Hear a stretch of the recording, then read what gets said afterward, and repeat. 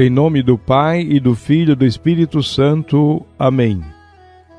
Hoje é dia 14 de julho, 15º domingo do tempo comum. A missão.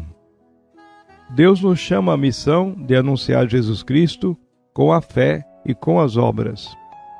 O livro de Amós, capítulo 7, versículos 12 a 15, fala de sua missão. Após a morte de Salomão, o reino dividiu-se em dois: Israel ao norte e Judá ao sul. No norte, a prosperidade das classes ricas contrastava com a miséria das classes pobres. O rei, para garantir o poder, manipulou a religião. Proibiu as peregrinações a Jerusalém no sul, criou o templo de Betel, pagava os sacerdotes e custeava os cultos solenes do templo em troca de apoio político. E Amós do sul é enviado a profetizar no norte para denunciar as injustiças do rei e das classes dominantes. Sua palavra incomodava os poderosos que se opõem a ele. Amós é expulso por Amazias, sacerdote por profissão do templo de Betel, que diz: sai daqui, vá para Judá, come lá o teu pão e profetiza por lá. Mas Amós responde que não é profeta de profissão, mas de vocação. Sou vaqueiro e cultivo figos silvestres, mas o Senhor me tirou do rebanho e me ordenou: vai profetizar ao meu povo Israel. Amós não se prende àqueles sacerdotes do poder.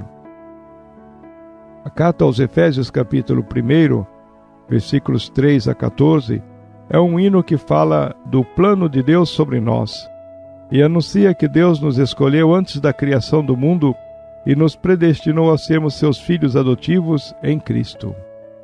O Evangelho de Marcos, capítulo 6, versículos 7 a 13, fala da missão dos discípulos. Jesus chama os 12 e os envia 2 a 2 a pregar. Deus é quem chama. O critério da escolha é um mistério. 12 representa a totalidade do povo de Deus. 2 a 2 diz que a evangelização se faz em comunidade. Isso significa que todo batizado é chamado a ser missionário onde vive. A missão é para todos. Não importa a profissão, estado de vida ou cultura, vaqueiro como Amós ou pescador como os apóstolos. O que importa é a fé que acolhe o chamado do Senhor. E a missão só é possível com a força do Senhor para proclamar e semear a semente do reino.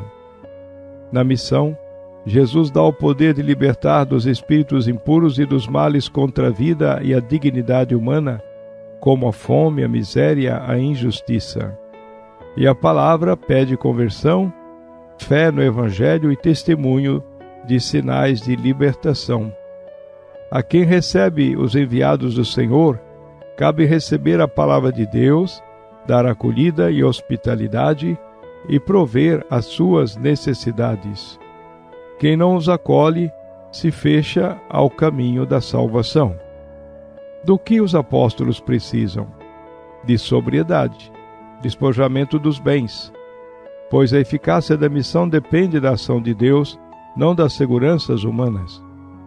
Por isso o Senhor nos envia em missão e diz que levar conosco o cajado da fé, as sandálias da esperança, o pão da palavra que alimenta e sacia e a túnica da caridade que cobre o necessitado. No Brasil, para nos guiar na missão, a Igreja propõe evangelizar no Brasil cada vez mais urbano pelo anúncio da palavra de Deus, formando discípulos de Jesus Cristo em comunidades eclesiais missionárias, à luz da evangélica opção preferencial pelos pobres, cuidando da casa comum e testemunhando o reino de Deus rumo à plenitude. Deus abençoe todos os que nos acompanham em nome do Pai, e do Filho e do Espírito Santo. Amém.